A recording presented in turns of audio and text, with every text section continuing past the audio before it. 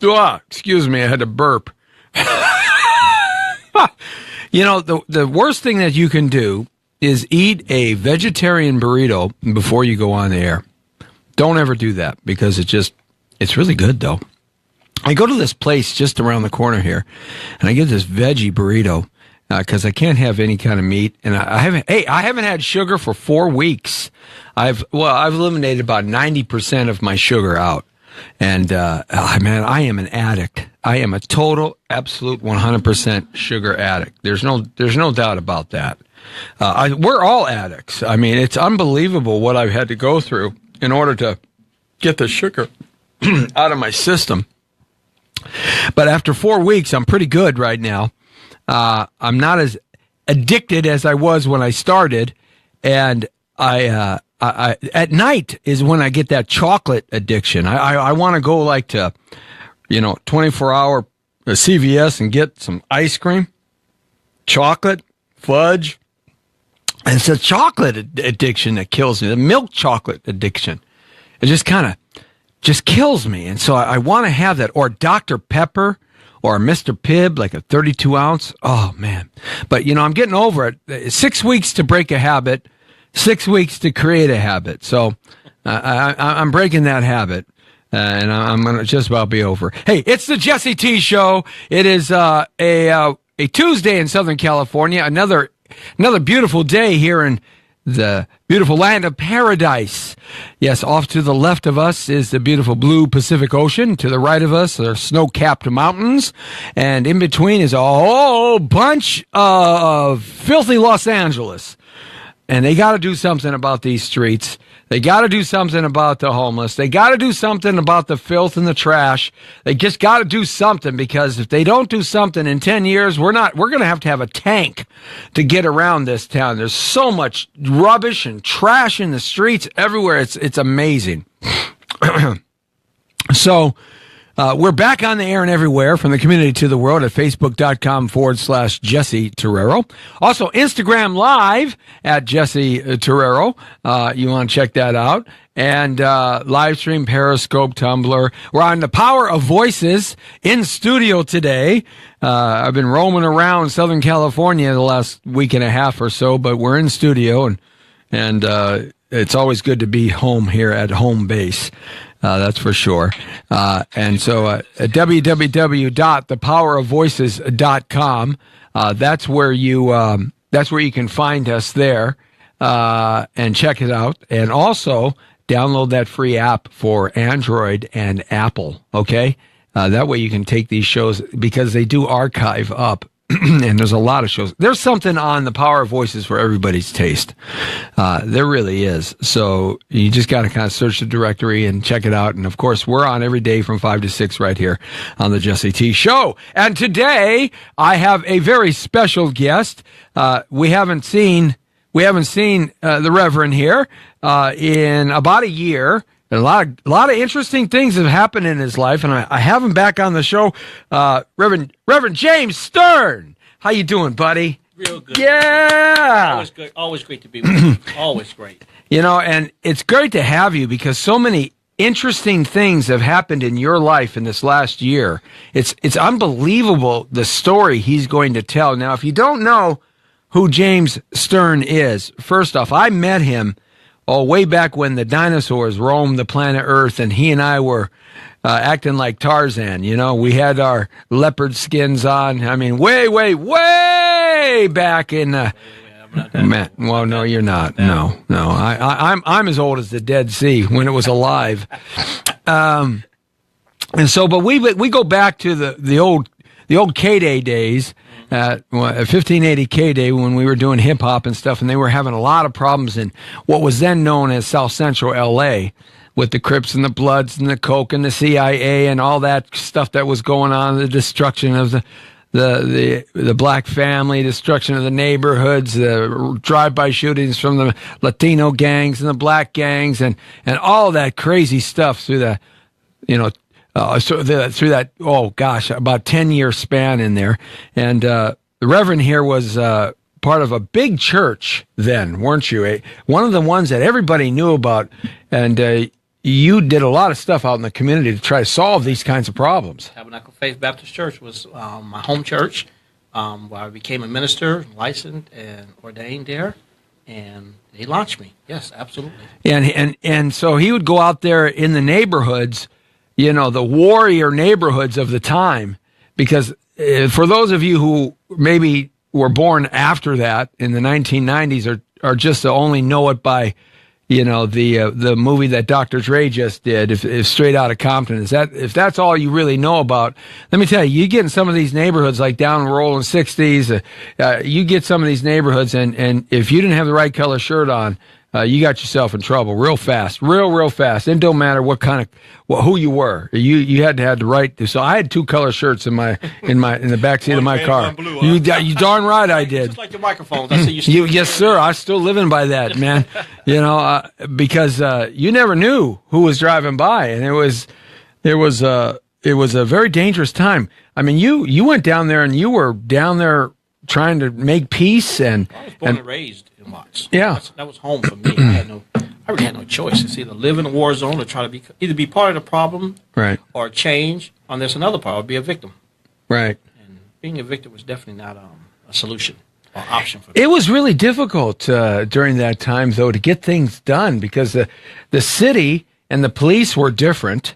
Oh, Daryl Gates. Yeah, Daryl Gates was like, you know, a strong arm of the law. That was a Wild West. That was mafia at his best. Yeah. He kept secret files on everybody. That he kept people blackmailed, and no one understood why he was so multi-powerful. But we learned from Caesar. Even Rome fell. Well, that's right. Yeah. So there's nothing that's not too big that it can't fall. So when you were down there at that time, I mean, you didn't pick what part of town. You just went wherever the need was. Yeah, the Bloods and Crips, we call it Watts. Right.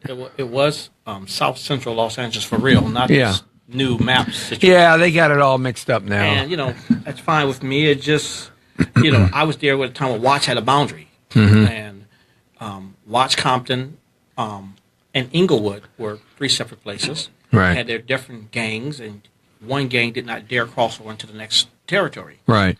And so I had to walk the streets of all of those gangs and invite them to the first gang summit. I remember that, the gang summits. We showed up. K-Day showed up all the time at the summits. And the media was crazy. We were the only ones that showed up to try to solve anything at that time.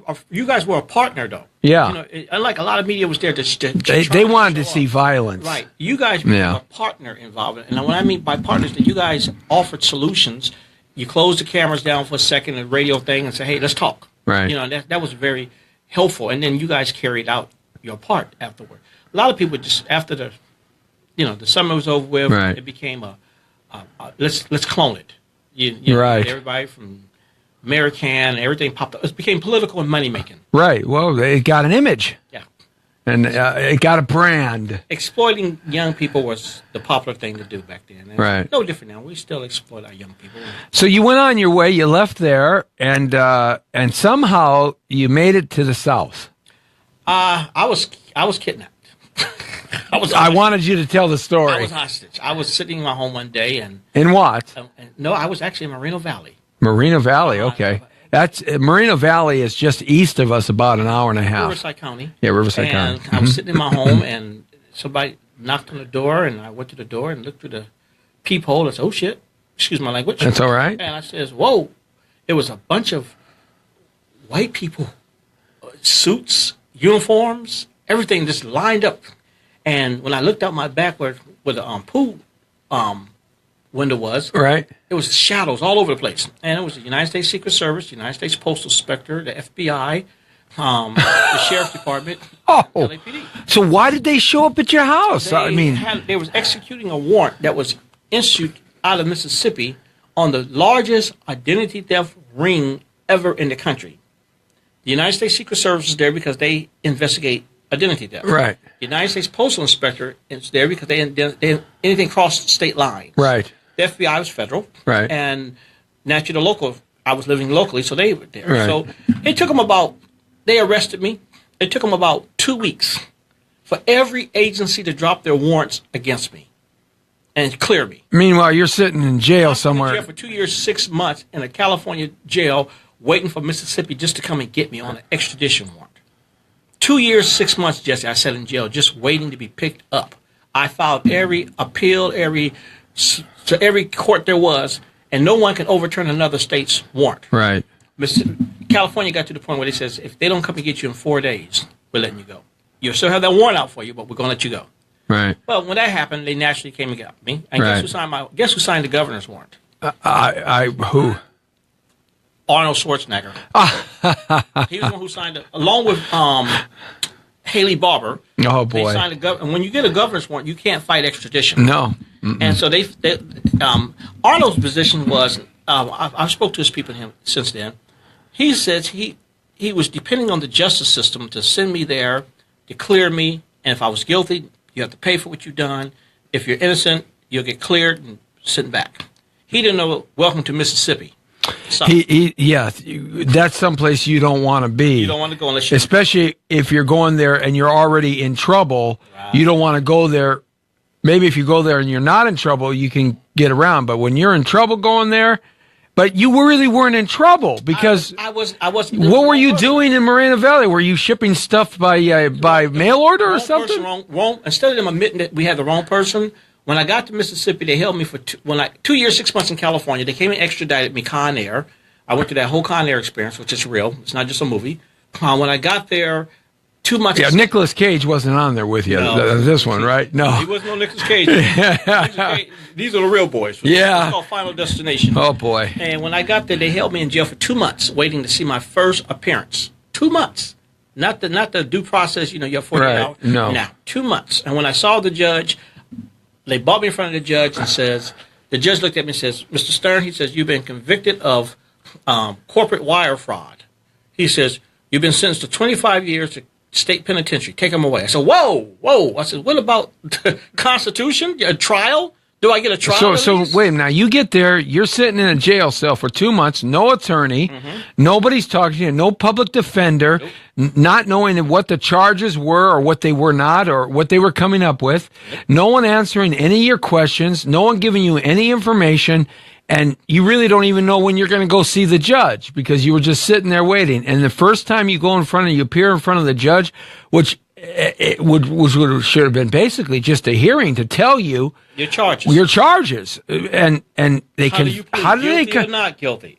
How did they convict you without going through the process of Mississippi? I had the one judge that was, Judge Swanyeager was the one judge that was left over from the 50s and 60s, right? From the time when they had Jim Crow laws.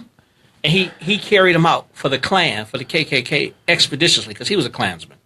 Okay? And so you have to understand, out here in California, black and white people, we get along very well. Right. If I don't like you as a white man, it's not because you're white, it's because you're a jerk. Right. Or I'm a jerk. Right. We have reasons. Yeah. Out there, they don't like each other just because of the color. It don't matter. Didn't matter. Explain a little bit the racism and that type of discrimination, because a lot of our audience on the West Coast and a lot of young people don't really understand it because they've never lived in it. Don't have a clue. Let me just say that in the short term that Mississippi is still healing from slavery. Unfortunately, you have some deep scarred wounds. Mm-hmm. And after living with the Imperial Wizard of the KKK, I understand them a lot better now. There were some things done to people that were so unimaginable, unthinkable.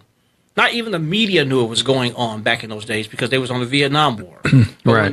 Even when the media found out this was going on, they left the Vietnam War. What would make the world leave the Vietnam War and go on to create the civil rights movement? Right. Something had to be pretty bad for that to happen. Right. So you had two top stories competing at the same time, and who won out? The civil rights movement, because the horrific atrocities that was going on to African American people back then, and Jews, and this is circa 1980s now for you, because you're not that old. So we're talking relatively a recent time, only about 40 years ago, 30 to 40 years ago. I went to jail 2004. I was arrested. Right. Got to Mississippi. Okay, so not the 80s, in the 2011. I went to jail. So we're talking 20 years ago. 10. Just 20 years ago. Yeah, and I got arrested. Yeah. And 10 years, within about 10 years span, I went through the process. So yeah, it's something that's recent. You know, and when they gave me the 25 years, I had to fight as my own lawyer. I spent the next 4 years appealing to all the federal courts because the state court was so corrupt. So you became like a jailhouse lawyer. I became they called me the Johnny Cochran because I was the only inmate in the whole prison system in Mississippi was going back and forth the court. I was the only one filing motions. I filed motions on popsicle wrappers, napkins, paper towels, whatever I could get my hand on that had paper because they kept paper from me. Right. Because they didn't want you to file no more motions. I would put an envelope, and the only reason why the judge saw me because the judge says, bring him to court because he's insulting this courtroom, and I'm going to give him federal charges. The judge looked at me and said, Mr. Stern, he says, you are not going to insult this court no more. He says, you're filing motions on paper wrappings of popsicles and paper towels. Hey, well, give me some freaking paper, Judge. I told the judge, he said, no. He says, you can't. He said, you had your trial. I said, yeah, and I said, I didn't have a trial. He says, you pleaded guilty. I said, no, didn't plead. They gave me 25 years. Well, I said, read the transcripts. He says, pull the transcripts up. And I'm smiling, laughing, thinking, right. Okay, good you got them now. Right. They couldn't find the transcript. Oh, they disappeared, The transcripts conveniently disappeared. Yes. There's not a transcript of any proceeding whatsoever, because there was no transcripts. Man, and this is 2000s in Mississippi. Can you just imagine what it was like in 1920 or 1880? I can safely say no, and I'm glad I don't have man. Young people, you live on the backs and shoulders of people who've paid the price for your freedoms you have today. Wow. Don't squander it, because people have paid the price for that freedom that we have. So now they put you in jail. You're trying to get out. You're trying to just get somebody to hear your case. Excuse me. 5 lawsuits. All right. 1983 for civil rights violations. I filed an appeal. Excuse me. And the commission, just fast forward, I was the first and only inmate in the history of Mississippi to get the commissioner of the Department of Correction in a jury trial. It runs the whole Department of Corrections for youth and adults. Wow. And he was the longest setting commissioner, ex-colonel in the Was he KKK member too? He was a black man. Oh, okay. And to make a long story short, not only did I win that jury trial, I put him away just last year. I had him convicted of 19 years, 4 months for corruption and embezzlement. So he was corrupting the system as well. He was so corrupt it wasn't funny. He's the one who kicked me out of prison. He was so tired of me having him in court. They tried to kill me. And I have a book out called James Hart Stern. Yeah, let's get to that. Now before we get to that, you're in prison and they put you in not in a regular cell. They don't put you in general population. They decide to put you in Unit 31. With probably the godfather of the KKK in its heyday in the 40s and 50s. Well, you don't say he was still the Imperial Wizard. Yeah, the Imperial Wizard, the real one, not this David Duke guy. But I mean, this was the hardcore dude, right? And the Grand Wizard Edgar Ray Killen. Now, he's an older man at this time, right? He was 85 when he went to prison. In 2005, he was convicted. 50 years later, it took him 50 years. It took him 50 years to get convicted, and it took the first elected Democrat Attorney General to do it. So he had been doing lots of crappy stuff for 50 years. Yeah. So they put you in this cell with this guy, probably thinking, like you said, hey, we're going to get him now. So what happened? Edgar Ray Killen had a death threat out on his life. He was in a prison that was 98% black. He's done killed everybody and caused every family in Mississippi to have somebody dead in their family. So all the blacks in prison wanted to kill him. Even the cops, the lieutenants, the captains, they all tried to kill him. They had to put him in a cell with somebody black because the population was all black.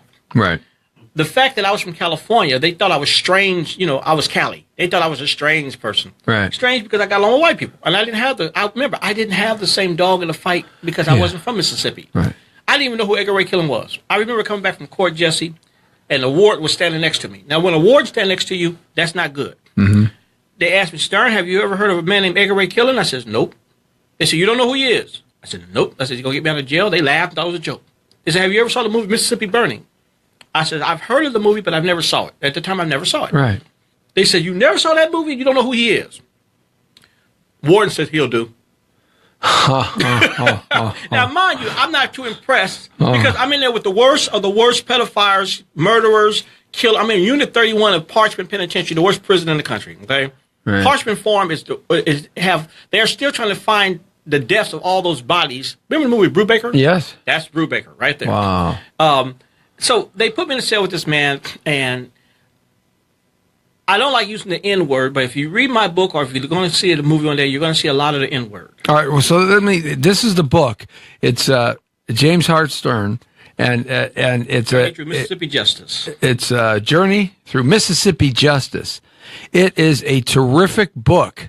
It's a terrific book. You got to read this because the inside story, we're not going to be able to address it all here because we got just a few more minutes on this topic, and then we have to go to my website, yeah, thejameshartstern.com. They can order it right away. Okay, so yeah, you can get that book because it is so compelling. This story, it's unbelievable. So now you're in the jail cell with the worst Grand Wizard of all time. And he basically opens his heart to you and tells you everything about his life. He wrote me 170 over a period of time. Because when he was telling me these things, I remember seeing wardens and captains at my door. And I'm thinking he's a delusional, crazy man because the stuff he was telling me couldn't be true. Right. We don't tolerate that here. We had to watch riots. Right, right. Yeah. And I remember them asking me, they says, why is he telling you this stuff? We've been trying to find out for 50 years. I says, I don't know. You put me in a cell with this crazy man. They said, no. They said, he's not talking crazy. They said, we've been trying to find this stuff out for 50 years. They said, why is he telling you, a black man? And people have to understand that, well, some things I'm not going to say because you got to read the book. But, yeah, read the book. Well, let me just say this to you. Being a cellmate of an individual shouldn't shock you that people become close. Right. It also should not shock you that historically, throughout history, even in slavery, the white slave masters have always had a black person that they liked. Mm-hmm. Whether he was called the house nigger or whatever the case was. It's not unusual for a white man to befriend a black man. Mm-hmm. Even when he found all of them deplorable, he found one he can talk to more comfortable than his own people. Because remember, there was no judgment there. Mm-hmm. So he became Edgar. Yeah, he wrote me 174 letters. He named everybody he ever killed. The Justice Department used my letters to close out mostly all the cold cases. Matter of fact, every cold case from the 50s and 60s is now closed out. Because of your letters. Those letters confirmed. I remember the day I got out of jail, and I had those letters with me, and I was shocked that they didn't search me. Right. But I had 4 boxes of legal paperwork that I had them all here. Well, you were filing stuff on paper wrappers, so they figured that's all I had. That's all you got in there, man. And then they didn't want to touch me. Right. No one wanted to be called as a witness. Right. Not was you. Exactly. Yeah. So they pretty much left me alone after a while. Yeah. But I remember the FBI picked me up the day I got out of jail. First, the NAACP contacted me and brought me in front of Morris Dees. Remember Morris Dees? Yeah. Southern Poverty Law Center. Yeah. He became my new BFF for a while, wanting my letters and stuff. And then the FBI picked me up, and they asked could they see my letters. And I went to the Johnny Cochran firm back there in Mississippi, which turned out to be, it was so funny that Johnny Cochran turned over his grave today if he saw what they'd done to his firm. Oh, really? Well, it's owned by a white guy bought the rights to the firm, and he put a black guy as the face of the firm, and so all the decisions made by this white lawyer, and the black lawyer has no say-so. Okay, so welcome to Mississippi.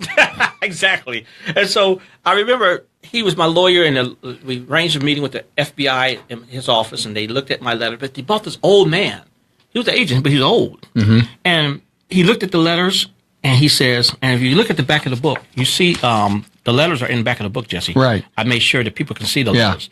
And if you look at his handwriting, it's very distinctive. Yeah. Okay? You can never undistinct his handwriting. It's not like that's his handwriting. Yeah. Right. And the old man looked at the letter, and he looked at me, first he looked at the young agent and says, and then he says, where'd you get these letters? I says, Edgar Ray Killings wrote them. And he told the agent, he says, they're real. Wow. He says, can we keep them? I says, no. Am I under arrest? He says, no. He said, but we like a copy of them. Man, you just want to get out of Mississippi as fast as you can. So that was it. But that was basically it. I'm not a Grand Wizard, but he was the Imperial Wizard, which is a correction. Imperial Wizard is the one who rules the Klan. He had like 4 million Klansmen under his belt. Let me explain something. People say there was no 4 million people registered as a Klansman. You were never registered as a Klansman. It's a lifestyle. It's how you lived, what you believed in.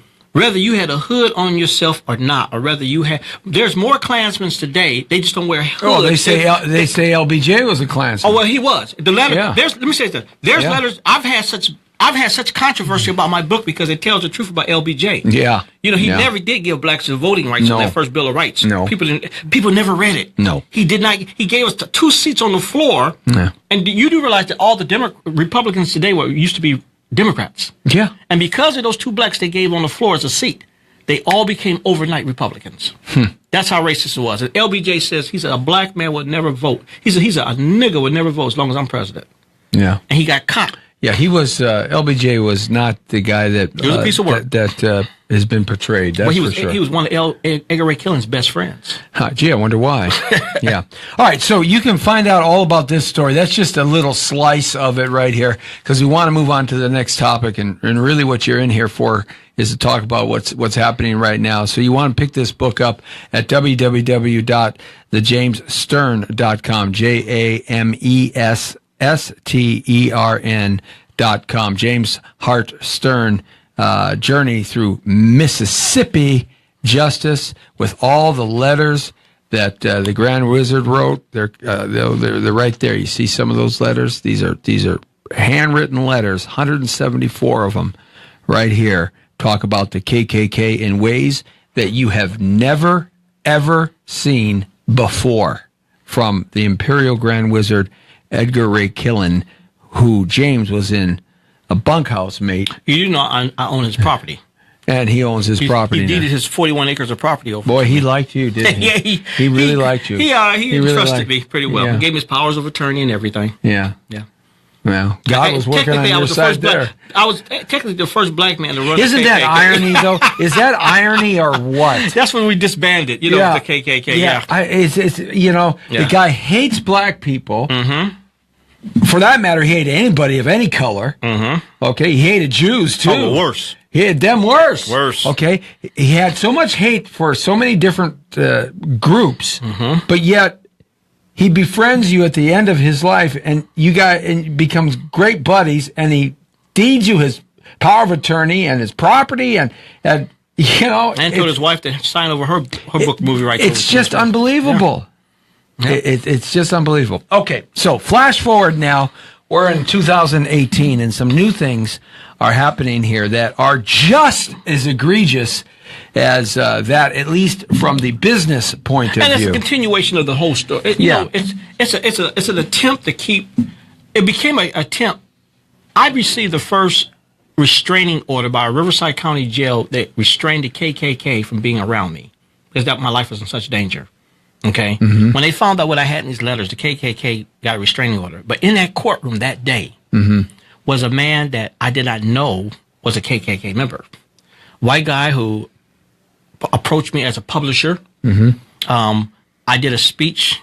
It was that last year. Remember when there was a big riot in Anaheim? Right. I was one of the people that the law enforcement relied on, talking to the leaders, because I'm in contact with the leaders of the KKK. Right. And I was doing a speech the next day in front of 200 people on racial reconciliation, which is a wonderful nonprofit group. And we try to bring people together. This guy was introduced to me, and I didn't know he was sitting in court that day when I got the KKK restraining order, as a publisher. His name was Baltimore's Andy Broadway. That's the guy I met. Right. Yeah, when you did this speech and this discussion over here, right by the station. Exactly. Yeah. Andy Broadway portrayed himself as a publisher of Abundant Press, and he had some very important people believing in him as the publisher of the century coming up. So he checked out pretty good. He checked. Who would have ever doubted him in Beverly Hills? When you have the mayor of Beverly Hills and everybody there, all these groups and stuff. So he talked to me, and I agreed to do. Well, I had all kind of book deals with Random House and Simon Schuster and HarperCollins talking to me. I went with him because he wanted to do something that none of them else was going to do. It was how you promote the book was important to me. It wasn't going to be sitting in front of a bookstore propped up with a stick behind me signing books. Right. This had to be something that involved the community, educating young people about civil rights. For the first time, it's important that white people, young kids, read black history. If they learn about our history, they'll understand us better. Well, they certainly understand American history better. Because it's all intertwined. intertwined. Exactly. Well, when this guy had a contract for 18 months to complete my book, at the end of that 18 months, he started wanting to censor the book. He wanted to take important families out, political families of the South. He wanted to he didn't want the letters inside the book at all. He started doing all this stuff without your knowledge, without my knowledge, and then he wanted to name the book. The book was always going to be called James Hart Stern, which is the brand of the book. Right. Because there's a movie coming out. Yeah, but there was another cover at one time. And he named it "Killing the KKK." Right. I definitely didn't like that because even though the name "Killing" is Edgar Ray Killing's name, right, it implied killing. Right. People first glance only heard the word "killing the KKK." How does a preacher and an advocate of peace have a book called "Killing the KKK"? Right. And so it costed me a lot of flack. People say, "Oh, you want to kill us, huh?" I said, "No, bro." I said, "You mess with my life now." And I already know it's not a safe subject in the first place, but you can also throw gas on fuse. That's not necessary. So he published the book in October. January, he gave me a spreadsheet. Me and my co-author, I found a wonderful woman named Alan Robinson to write the book for me because I'm not the best writer in the world. But she took my story and all the information. Well, you must be real good writing on little wrappers, candy wrappers and stuff, because you certainly got yourself out of Mississippi. Have popsicle wrapper, I will write on it, okay? Yes, that's right. I think it's my love for ice cream, strawberry. Oh, Lord. Alan Robinson, she did a wonderful job with the book, as you'll see. She wrote the book in 3 months because he fired the first writer. They fell out. A Jewish woman, Shira Bush, much respect for her. But when he approved the book, he was making her make changes of it. He wouldn't let her talk to me after our initial meetings because he was manipulating the book to censor it. He was directly working for the KKK to try to keep information out of the book that was necessary. And you found out this later. I found out only because first I contacted him when he sent me a spreadsheet saying that Amazon sold 26 books, which it was on his spreadsheet. Right. And I said, well, I didn't sign over 1,000 books. So people who bought the book and, bought it to me to sign, what's this 26 books you speaking of? Right. And that made somebody call me and says, you need to get on the internet right now and type in the name Abundant Press. I've done it before, but this time when I did it, something called Ripoff. Right. It's another website. Yeah. It popped up and he was all on Ripoff. This big printer out of Mexico who does all the printing for all the all the books. Right. That's what this man, Jay, is unbelievable. He wrote on there, you go to Ripoff and put in Abundant Press, Andy Broadway, how this guy, Andy, contacted him, said that my wife is dying of cancer. Not true. He says, my name is Andy Broadway, and he says, I need you to do these 3 books real fast for me and help out, And I said, oh, please don't let that be my book. And he wrote how the man never paid him. I called the Ripoff people and begged them, put me in contact with this man. Right. They checked me out first because they don't want people doing. And then they saw there was a need, so they put me in contact with him. And he says James Hart Stern. Now, he said it wasn't in the way that you want to hear your name said. I said, oh, it sound like a school teacher. You don't call your full name or your parent. Right. And he said, I did your book. I said, what? He said, I'm the one who did the cover and the typeset and everything for your book. He said, I rushed it in 48 hours because this man told me his wife was dying of cancer. And this is the Andy Broadway. We thought his name was Andy Broadway. He said, I've been looking for him. Wait a minute, wait. That's not even his real name? Not even his name. Oh, you got to get to that. Okay, this man, he said, I've been looking for this man all over Oklahoma. I says, why Oklahoma? He said, well, that's where he said he's at. I said, sir, I don't know where you look for Andy Broadway is, but he's in Southern California with me, and I see him all the time. He said, well, he's not a publisher. He said, there's no such thing as Abundant Press. He said, Abundant Press is supposed to be a subsidiary of Innovative Digital Marketing Strategies. He said, that corporation was revoked in 2013, and he's deliberately been using that corporation to defraud people out of their products and properties since then. I says, what? He says, He says, you need to contact the Nevada Secretary of State and talk to them. I did, and confirmed everything. If you just go online and put in abundant press, it doesn't exist. And if you put in innovative digital marketing strategies, it says revoked 2013. So the Secretary of State busted my little bubble too by saying, Mr. Stern, you signed a contract when with them? I said, 2016. She said, you don't have a contract. She said, you can't have a contract with a company that doesn't exist. No, because that entity isn't living. Right. It's not living. She says, but the good thing is you have no obligation to that person, and they have no rights to anything you're doing. And she said, the bad thing is that you're dealing with a complete fraud now, which has been going on. And so you can know, the word Me Too does not just apply to sexual harassment. There's a Me Too of the publishing world. Yeah, we're going to get to that because this is where it really starts getting really interesting. I'm finding out that I've just been duped. Let me tell you how bad I've been duped. When Lee Baca was about to start his trial, right? Andy Broadway introduced me to Lee Baca. Don't tell me he had Lee Baca, he had Lee Baca signing him for his book deal as well. We all thought this man Lee was... Baca, the sheriff.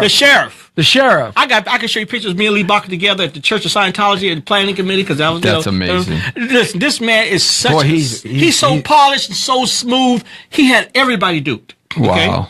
Now, mind you, I immediately go into survival mode. Right. I'm calling Amazon up and calling Barnes & Noble. Right. Well, wait. Before we get there... His own family. Wait. Yeah. Okay, we're gonna get to that. First, you have to understand that we're trying to find out. I filed a lawsuit against Andy Broadway. Right. My contract is Andy Broadway. We only know him as Andy Broadway. I get a restraining order against Andy Broadway. Right. He's so comfortable. He's never showing up to court.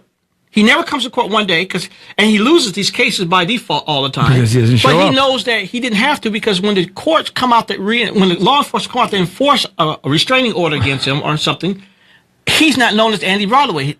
Well, that's not his real name. It's not his real name. So he knew, and then he was apparently he was laughing at me. The day that you met him, right? I remember the day that you met him, the little fat pudgy guy, white guy with the kid with the bow tie, the guy with the bow tie, we had this big camera and all this stuff. I get a phone after I file all these lawsuits against him and win on Facebook. I put his face there and let people. I warn people because when you deal with con artists, you don't always get satisfaction directly in court fast. Right. The best thing you can do to hurt them and help everybody is to make people aware of them. So when they come and cross them, they'll know this guy. So the con can't go anywhere. The con can't go anywhere. Right. Or if you're not lying, prove to me. But there's a ripe one every day. There's one. BJ Bottom said there's one born every day, and I was one of them. So don't feel bad. No. We've all been duped at sometime in our lives. I mean, that's how you learn. But so that's not even his real name. Now there's another interesting thing about that's not even his real name. There's a whole something going on with his family. Well. When I won the lawsuits and stuff, and I'm all proud that I won these lawsuits and everything, I get a phone call. I want to get to the meat and potatoes of this. The family. Somebody called me and said, "You need to take this call from this lady you need this call right now." Right. I call her up and she says, "I'm Andy Broadway's ex-wife and the mother of his 6 kids." I said, "Okay, you got my attention." She said, "His name is not Andy Broadway." She said his name is Lale Anderson Broadway Jr. She said, and I'm gonna tell you what. Anybody, if you want to hear I tell you what, I'm going to do this for you, Jesse. I'll put on my Facebook page tonight the tape so everybody can hear it. Oh yeah, you've got these tapes, and we want to play those. We want you to hear. So go to James Stern's Facebook page. We'll give you that in a couple seconds, and I'll boost it over to me. Yeah, and I'll spread it out across the network. And I'll tweet it, and you can just retweet it. Absolutely. But I'm gonna tell you now. She says his name is not Andy Broadway. It's Lale Anderson Broadway. He's laughing at you because he said you don't even know his real name. He planned on duping you from the beginning. She said back in the day we would make up press passes and do the red carpets and everything. Right. She's telling me about how she started telling me stuff that disgusted me. She says, "I'm telling you this because I've been trying to get justice for my daughter." She said he's raped his own daughter multiple times.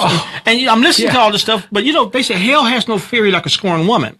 So I'm asking myself, am I hearing a disgruntled ex-wife just saying this stuff? Right. Turns out she's filed charges. She's filed charges. She's contacted Children's Services. His family has level 4 foster kids. Oh, so he's been having his way with the foster kids. And there's 5 deaths that happened in the family. She said, and level 4 foster kids are the kids that got nobody. They can't express themselves. They can't say, I'm hurting. Yeah. They just dare. Yeah, she said that 5 of them, they pushed down the stairs and committed the murders. Murders written off. Okay. So you can see this is a bad acting character. All right. So now you got this guy. You got this crazy con man who's a criminal. He's a liar. He's a cheat. Yep. He's all these things that you're finding out about him. And now you realize that he told you there's only 26 books that sold on Amazon, right? I called Amazon. So you call Amazon, and what does Amazon tell you now? Amazon tells me, I said, first of all, you need to stop. Because this is where we want to go now. I said, you need to stop all my royalties and not pay Amazon. This guy one dime. Right. They do shut down the royalties for investigation. I put my book up. Right. On Amazon. On Amazon. James Hart Stern. Right. And open up my own account. Right. To give people the supply and demand. Sure. And on Barnes Noble, I went through Ingram Sparks, which does 42,000 distributions in 8 countries. Yeah, they're a big company. Andy, knowing the game, he's a very smart man. He calls Amazon up and said, there's a copyright dispute. When you say that, now Amazon's saying, okay, we're going to shut down both books until you guys work it out yourselves. Okay. I says, we ain't got to do that. I send them a copy of my copyrights from the Library of Congress. Right. I send them my contracts from Columbia Pictures, which show. Columbia even wrote a letter. Yeah, because this is being produced into a film. Mm-hmm. And my contracts show that I own the separated rights. I own my own copyright. Yeah, I remember when you signed that. Right. I gave Amazon everything that every reasonable person would say. Oh, yeah, the copyright's yours. Now show me, Andy, what you have to prove that you have a reason to publish this guy's book. He has nothing. He had nothing. No, because he can't contract with you. He couldn't produce the contract. No, because there is no contract. So it turned out that he had 20 different accounts with Amazon using the same. Oh boy. He's making aliases. Amazon is so gullible. The court order that was written for me said that Amazon was guilty of facilitating criminal activity through deliberate indifference and malicious. Deliberate indifference and gross negligence. Yeah. They have known for years that people get on their website in 5 seconds, put in their name, address, email address, put in the bank account that you want to be paid at, and then you download any manuscript you want. Right. When you download the manuscript, they'll publish it up there under any name you tell them to publish it under. They ask no questions. Wait, whoa, time out there. They don't do any due diligence to make sure it's copywritten. That the people that are publishing it own the copyrights. They don't ask for any kind of records of that at all. They don't even find out if you're a real company. They don't get a copy of your state ID with your face. They don't get your business license. They don't get your articles of corporation. Why do they do that? Money. They have made. Amazon has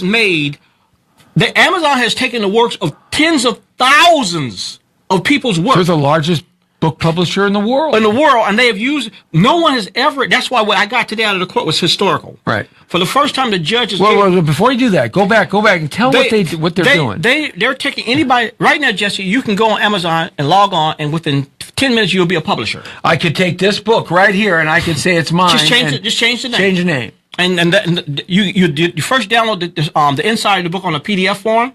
Right. Then you download the cover. Right. Give it an ISBN number. This is like Chinese. This is like the Chinese Knockoffs. People ripping off and knocking off the records. Amazon is the biggest facilitator of that. You can't do this unless you have somewhere black market. If you steal my jewelry out of my museum, you got to have specialties places where you can sell that stuff. Amazon has created an environment that allows all the con men and women to facilitate this. That's why you start and they know it. You start seeing these self-publishing things advertised all over the country all of a sudden. How do you know that they know it, though? How do you know that they know they're doing wrong? Let me say, when I complained to Amazon, they gave me these emails back and forth saying, work it out with him. How do you work it out with a crook who's trying to facilitate you? Okay? Who's trying to steal from you? You can't facilitate that. Right. When I kept talking to them, they kept telling me, we don't get involved. You have an obligation to get involved. This is my copyright it's giving you. You mean tell me you're going to... So what they're doing is they're distributing something that they have no right to distribute under that copyright that person has because it's an illegitimate copyright. It's not true. But they make their money. But they make their money anyway. When I put the book up there, they tell me it's going to cost me X amount of dollars to print the book. Right. Then they tell me how much you charging the book for. $24.95. They'll tell you your royalties are going to be this. We get the difference. Right. So they get their royalties. Amazon off the top. Mm-hmm. They're making all this money and showing their bottom line growing every day. People don't realize that they're showing their royalties growing because they have so much illegal work on their site. Okay? I had one mother contact me who was a mother of a dead NFL football player. Right. She says they made $1.7 million off my book and I didn't get one dime. I says, wow. How could that be? Because the third party, the Andy Broadways of the world, the third party publishers promise people they're going to do something and steal all the money. That's why last year California passed a law, Penal Code 523, called theft by pretense. Well, that's new. It's new. Yeah. It just came out last year that if a person steal your property by pretending to be somebody or something else or promise you something that they never come through with, that's now punishable by criminal code. Oh, it's not civil. It's not tort. No, it's not tort. It's criminal. You will now go to prison for it. Okay. Okay. And Andy Broadway is the poster that's boy. What he's done. That's why the Attorney General's office and I are in contact with each other. Law enforcement told me to file a civil lawsuit against it. I said I did. What's civil? They didn't even know about this law. So new. No. And now we have. So is Amazon? So Amazon becomes a conspirator as part of this. A part of it Because they're committing a crime. They're committing a crime knowing by pretense. because they don't do their due diligence to find out if in fact that's truly the copyright of the individual that has posted it up on their site. If you contact Ingram Sparks to put your book up, they ask you immediately for your tax identification number and your proof of nonprofit or for-profit organization. Okay, right? They get something. Right. Okay. More should be done, but they get something. Right. Well, obviously they ask for your copyright too. Copy of your copyright. Right. Exactly. Right. Amazon, on the other hand, don't ask for anything. Now, they have a copyright division that when they become a dispute, they said that they review copyrights.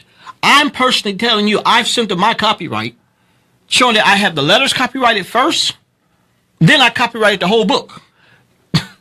So you've sent them the information that their dispute department says, send us. You send it to them, but yet they turn to you and tell you, they too said, bad.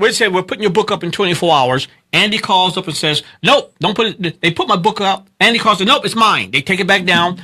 I'm saying, investigate Andy. I walk them through it. They're on the phone with me. I said, his name is not Andy Broadway. I send them the documents. I send them proof that the secretary says it's not a real company. They got everything about Andy Broadway, which name is really Leo Anderson Broadway. Right. They now know this is a crook. And they're turning a blind eye because it's majority of crooks making the money than the real thing. Well, there's a lot of money that Amazon is making on just people filing just to do book publishing. Whether that book sells one book or a million books, it doesn't. They're making worldwide just on the filing fee. They got me up in 7 countries: Amazon UK, Amazon France, Amazon Italy, Amazon the Middle East. And you're only selling 26 books. And then they take me. Here's how you know they're guilty. They take me down off Amazon America because he said it was copyright. If it was really a copyright infringement, why didn't you take my book out of every country? So when you go to them and you tell them this and you say, look you're responsible for this because you allow the facility for this to take place. You're facilitating it. And now that you have knowledge of it, because I've represented this to you and you know about this, what are you going to do about this? And what they say to you? They were hoping that I was like everybody else. Amazon is so big. If you ever try to find out how to sue Amazon, you know the braces, you have to serve them, right? Right. It's so hard to find out where to serve Amazon that the average person gets frustrated and just give up. Right. Okay? I wasn't giving up. Right. When I found out that they were not going to listen to me with some horse sense, right, I filed a lawsuit against them. And that's what you have today. I filed a $400 million lawsuit. Whoa. How much? $100 million actual damages. You have to understand, my book is not just any book. My book is based on the facts of the Mississippi burning story, and it's the basis of a major motion picture to come out. Sony. Exactly. I can't talk contractually. I can't talk any further than just mentioning that. I got it. But understand, I can only say that he didn't damage any normal property. Okay. Right. The reality is, he damaged a property that's worth a lot. Okay. And because of the contract I had with these people, it was hurtful. Right. When this happened, I filed the lawsuit, and the lawsuit was filed last week. Right. Ironically, I filed a lawsuit the same day that Donald Trump announced that he was going after Amazon. And Jeff Bezos has lost something like to the tune of $23 billion. It turned out that the owner of Amazon is the owner of the Washington Post. So when we filed when we filed the lawsuit, we naturally sent the lawsuit out to all the media. And it's amazing how when the Washington Post got it, immediately Amazon's really aware of it. Now my whole situation is assigned to a special group of people. Right. Over Kindle Direct Publishing to handle this. Right. But we're at a point where they now have found out today what they will today. The judge agreed. And I will read it. I asked the judge to distinctly. They've been served with this already. They've been served with the lawsuit. Okay, so the subpoena was just signed today by the judge, and I asked the judge to give me the names of everyone in both Kindle Direct Publishing and CreateSpace database that is listed as an imprint, self-publisher, or publishing company. That includes email addresses, phone numbers, and copies of their business license, articles of incorporations, and pictures of their state ID used to establish their identity. Documents you received prior to giving them the right to sell the book on Amazon. You just got a lot of data. And then I asked, the judge asked me why did I want it. I told him these documents will show the lack of documents that existed prior to allowing someone to sell their book on their site. They will prove Amazon is deliberately indifferent and gross negligence by facilitating criminal activity and laundering the stolen monies to these criminals. Oh boy! And the judge agreed, so he allowed the subpoena to be issued. And they have. You know how long it takes to get a lawsuit in court? Yeah. This judge gave me a May 29th date. That's for fast. The first court date. That's very fast. And they have to turn over these documents prior to that. That's fast. Very fast. Well, they're going to file a motion, though. They're going to file. They're either going to do one or two things, Jesse. I'll say this because I'm an open book. Right. Yes, as multiple attorneys have come my way and said, let me take your case. I have not taken a particular attorney because I'm not trying to play the billable hour game. Right. And do what's best for the law firm to make billions of dollars off the situation. Right. I want to help people. Yeah. What I found out is that, yes, Amazon's going to, as they said, throw tens of millions of dollars at you to make you go away. No, you can't do that.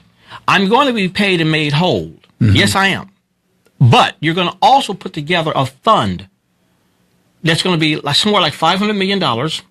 And we're going to review. First of all, the first thing I want you to do is, first thing I want Amazon to do is to send a notice on their website out to everybody who's printing a book out. Just that like they must turn over a copy of their business license, if they're in print, business license, state ID, to prove who they are. Right. If they're publishing somebody else's book that's not in their name, you must turn over a contract between that person and you and information we can reach that person to verify you have permission to put this out there. Yeah. Immediately, if you don't do that within 7 days, your whole site's closed down. Now, remember, you got one guy with multiple sites. Well, criminals who create these multiple sites don't have multiple business licenses. No. Because they don't. So it would get rid of so many of these crooks. And it would tighten the noose around their neck where they will stop doing some of the shenanigans. Yeah. Then we're going to review some of the complaints that people, we're going to let them contact us by website. Well, like the widow of this NFL football player. If they make over $1 million in sales, but she receives nothing because the middleman stole it all and went south. That's what north or east or west. If you sold $50,000 in book royalties that went to somebody that you didn't get, we're going to at least be able to offer somewhere like half that in an out-of-court situation. That's what my group's going to. Racial Reconciliation is going to work with everybody and review all these cases and say, we want to at least offer you. Let me tell you something. Since we started this has become the Me Too. People have been saying Me Too. I have been a victim of this public. More writers, creative people. These stories are just fictions. Right. You have people like me. Remember, my son shot himself in the head. Well, yeah, I know. You have people who've died behind these stories. That's very personal to them. So when you steal their stories, it's unthinkable. It's not a fictional story you're stealing. Right. People's life work has been stolen. Yeah. So people are saying Me Too. And Amazon's been so big, they didn't care. Your stocks are so great because you're making so much money off of. No one to this very day know how much Amazon makes off of their Kindle and CreateSpace. I will within it, because the next thing we're going to discover is a forensic audit of all of their books, of everybody individually, their monies, and who they were paid to. Oh, they're not going to want to do this with you. Well, they can either go through the litigation process I'm going through, or you can settle with me and create this system, create the system that I have in place that's going to be at least invasive as possible. Wow. But at the same time, look, it's if this thing goes class action, this could be in the billions. If it goes class action, it would shut them down. Yeah, this would be in the billions. You saw what happened when President Donald Trump went after him last night. It lost 5%. Can you imagine? No, 23%. Oh, my bad. Poor babies. Jeff Bezos has lost 23% of his. Poor baby. I'm sure he's hurting. I'm sure he can't pay his rent. He's the first guy worth $100 billion. Yeah, I'm sure he can't pay his rent. Oh, yeah. Like some people can't pay their rent because they lost their life behind the situation. Look, I respect business and capitalism at its best in this country. It allows us to compete, but you cannot be irresponsible. Well, if they're doing this with the book side, what are they doing with fashion? What are they doing with electronics? What are they doing with gadgets? What are they doing with cars? What are they doing? We're having a press conference next week to actually publicly announce this to everybody. We want to be there. I want to be there. We're also writing a letter to the Justice Department and to the Trump administration asking for them to launch an investigation into this very allegations. Even just, if I may, the first cause of action we have against them is negligence. The second is gross negligence. The third is failure to deliberate indifference, failure to warn, and theft by false pretense. And I think the last one is that was the last one. Okay, we're asking for in compensation for it. We're asking for $100 million for actual costs. And punitive 300? $300 million for the punitive damages. We're asking for 20% of any and all gains in their profits of the stocks of Amazon that increased from the day my book was posted on their site. Okay, this is 100% of their shares of stocks. We're asking for injunctive relief, as we define, for them to put these protections in place for everybody else. We're asking for them to deliberately ban this guy from printing and publishing a book on Amazon for life under any corporation he's involved in or his name. Will that stop him? Unless they do what we're saying they're going to do, he can keep reinventing. He'll just change his name. Exactly. But if he has to sit in business license and all that kind of stuff, at least he's creating a paper trail when they catch him. For fraud, even on creating a fake business. There's things set in place. Well, they're facilitating fraud. That's why we have them for fraud here. Like I said, Amazon is not an innocent victim here. They are the money launderers for the dope dealers. As the dope world have people where they consider dirty money too, this is where people who want to steal people's books go to Amazon. Look, at anybody from Amazon watching or listening to the show, come on board. Let's talk. We'd love to bring you in here and get your point of view on this, and it'd be great to have you. So we have an open door policy to you guys at Amazon. If you're listening or watching, come on down. We'll hear your side of the story, and we'll continue this journey. Hey, the Reverend James Stern, James Hart Stern's book. Catch it at www.jamesstern.com. Great book, all about the KKK from the inside, the real good stuff. And if you want to contact him about this lawsuit, and you might be having some problems, how can they contact you? Just go to the same website, www.jamesstern, and put in your information, who you are, and what you have to say, and we will be right back in contact with you. All right, so, hey, you got to hear first on the Jesse T Show. We're going to be following this, okay? Follow it closely, brother. And because if they're doing wrong, they got to write it, because there's a whole lot of people. And that story about that NFL... Oh, gosh. Widow, that is heartbreaking. That's our priority right there. That's heartbreaking. She's our priority. Heartbreaking. Hey, the Jesse T Show. Thanks a lot, Reverend, for checking in with us. Love you, man. And, hey, guys, we'll see you tomorrow right here on The Power of Voices. The Brown Beauty's off duty. See ya!